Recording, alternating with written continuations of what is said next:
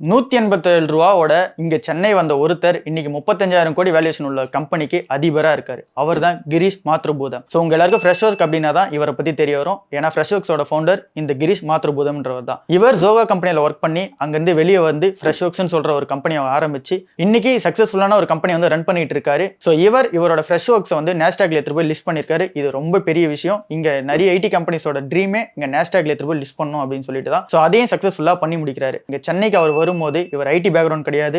இவருக்கு ஐடி பத்தின எந்த ஒரு நாலேஜே இல்லாம தான் இங்க சென்னைக்கு வராரு. வந்து இங்க இருக்க விஷயத்தெல்லாம் அடாப்ட் பண்ணி கத்துக்கிட்டு அதுக்கப்புறமேட்டுக்கு இங்க ஜோவால வேலை செஞ்சாரு.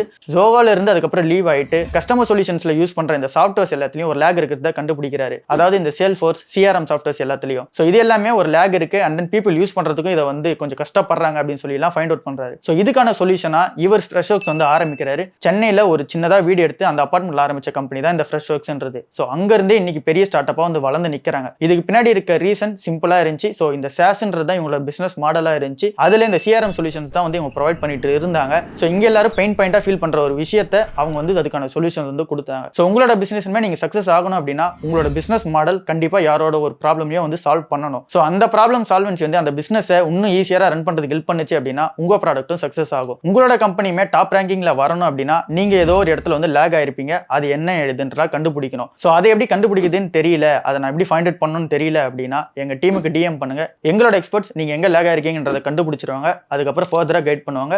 உங்களோட கம்பெனியுமே டாப் ரேங்கிங்ல வந்து நின்றோம்.